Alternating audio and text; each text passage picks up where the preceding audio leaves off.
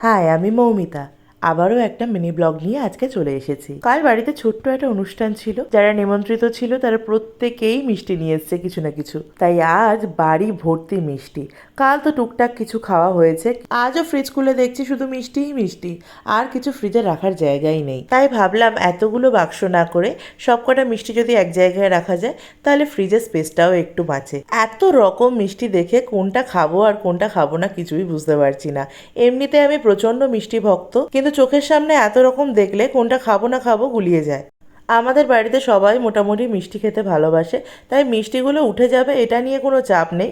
কিন্তু এত মিষ্টি যখন ফ্রিজে একসাথে থেকে যায়, কোনটা খাবো আর কোনটা খাবো না এই নিয়ে বড্ড দ্বন্দ্ব তৈরি হয়। তো সকালবেলায় এইগুলো সব নিয়ে বসে গেছি এক জায়গায় করতে। প্রতিটা বাঙালির মিষ্টির প্রতি একটা আলাদাই টান থাকে। আজকাল ডায়েটের চক্করে, হেলদি লাইফস্টাইলের চক্করে অনেকেই মিষ্টিটাকে মন থেকে প্রাণ থেকে বাদ দিয়ে দিয়েছে। কিন্তু মনের গহীন ভিতরে যদি চেয়ে দেখা হয়, মিষ্টির প্রতি ভালোবাসাটা কিন্তু থেকেই যায়। আমার ভালোবাসার কোনো বিষয়ে আমার আবার কোনো বাদ বিচার নেই। সেটা মিষ্টিই হোক বা চারপাশের মানুষই হোক, আমি যাকে ভালোবাসি তাকে মন প্রাণ দিয়ে ভালোবাসি। তাই আমার ওজন যতই উত্তরোত্তর বাড়ুক না কেন, মিষ্টি খাওয়া আমি কোনোভাবেই ছাড়তে পারি না। আর আপনাদেরও বলছি, জীবনে যতই সুগার নেমে আসুক, কোনোভাবেই কিন্তু মিষ্টি খাওয়া ছাড়বেন না।